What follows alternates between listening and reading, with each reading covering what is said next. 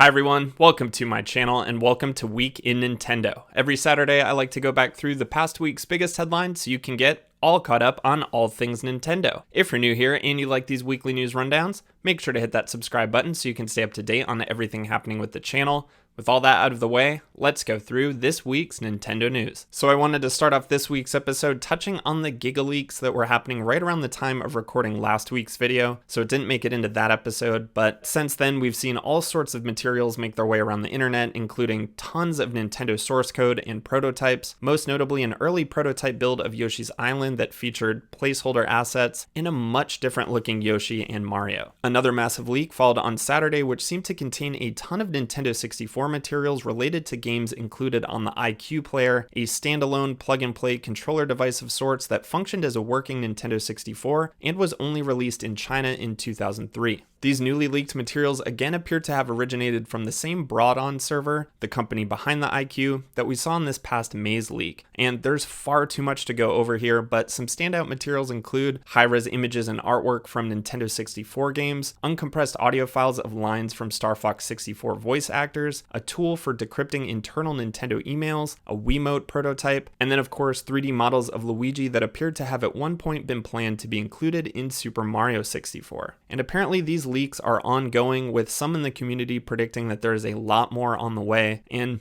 this is a bit of a weird one for me. As someone who grew up during the Nintendo 64 era, a lot of this stuff is incredibly fascinating to see all these years later. It's a rare peek behind the curtain of a company that's been incredibly secretive about its development process, but as a longtime Nintendo fan, I can't help but feel a little bit guilty looking through all of it. This is without question a huge deal for Nintendo, and they must be scrambling behind the scenes to try and get ahead of all this, and knowing how seriously Nintendo takes protecting their IP, I'd certainly be sweating if I was one of the individuals responsible for leaking this stuff out. Monday, we learned from a Koei Tecmo financial report that Persona 5 Scramble: The Phantom Strikers will be getting a Western release on the PS4 and Nintendo Switch. The hack and slash Dynasty Warriors meets Persona game was released in Japan back in February of this year with no official plans of a Western release. And while no specific release window was given in the report, this is exciting news for me as I really enjoyed my time with the demo, even though I couldn't understand any of the dialogue. This normally wouldn't be much of a concern with a Musou game, but Persona 5 Scramble seems to take more care with story elements and features a heavier emphasis on traversal and exploration than previous Dynasty Warrior titles. So hopefully we won't have to wait too much longer for the game's Western localization, and then who knows, maybe we'll finally see some more Persona titles make their way over to the Switch as well. Tuesday we found out that Tetris 99's next Maximus Cup would be a Paper Mario themed one, featuring a Paper Mario the Origami King custom theme that players can permanently unlock after acquiring 100 points in the tournament. Tetris 99's 15th Maximus Cup kicked off on Friday and will run through Monday, August 3rd. Wednesday evening, Animal Crossing New Horizons Wave 2 free summer update was released, bringing over a few fun updates and one major one that fans have been waiting for since the release of New Horizons: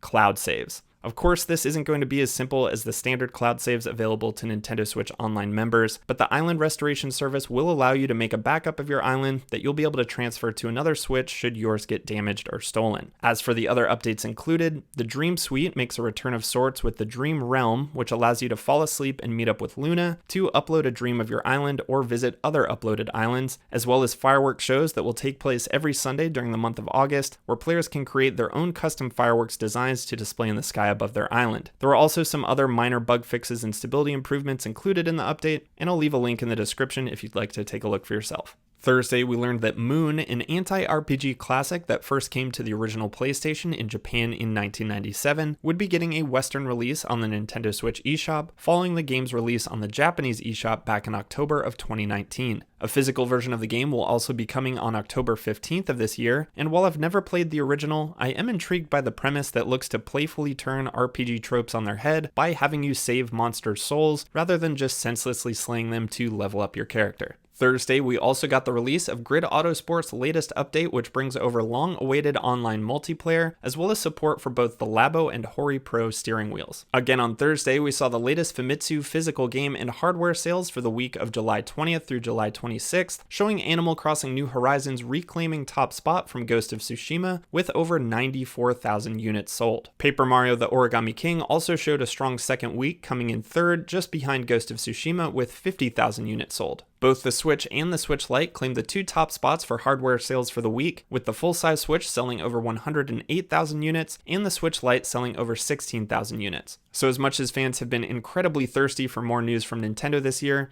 the company is clearly getting by just fine with the incredible sales of New Horizons and the worldwide success of its hybrid platform. Today we had the release of the LEGO Nintendo Entertainment System, another part of Nintendo's ongoing collaboration with other companies to help celebrate Super Mario's 35th anniversary. With 2,646 pieces, the LEGO NES is an incredibly impressive set, featuring intricate components to faithfully recreate Nintendo's iconic game console. I'm still on the fence about picking this one up. It looks so cool, but with the $229 price tag, it will essentially just end up being an expensive display piece. I get that building the set is a big part of the fun, but with many of my Labo sets now collecting dust, I'm not sure that it's the most sensible purchase. Hopefully these won't be too hard to come by, and maybe I'll end up picking one up around the holidays. Let me know down in the comments if you plan on grabbing the LEGO NES for yourself. And that does it for this week's Nintendo news, but before we go, it's time for 20 years ago today, where we take a look back at what was happening with Nintendo 20 years ago this week. And this week we're taking a look at a game from the creator of Quake that was supposed to revolutionize the FPS genre with added RPG elements, but woefully failed to live up to hype and expectation: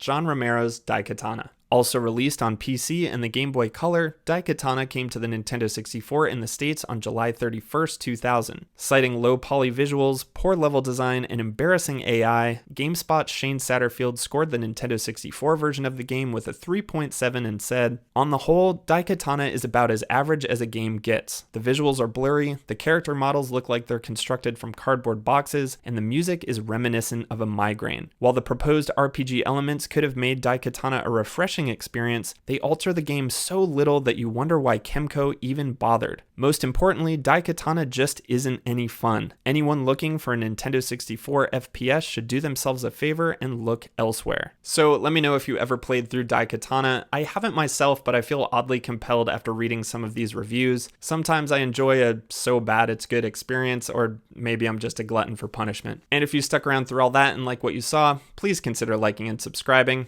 And until next week, have a great weekend, play some video games, enjoy the fireworks, and I'll see you next time.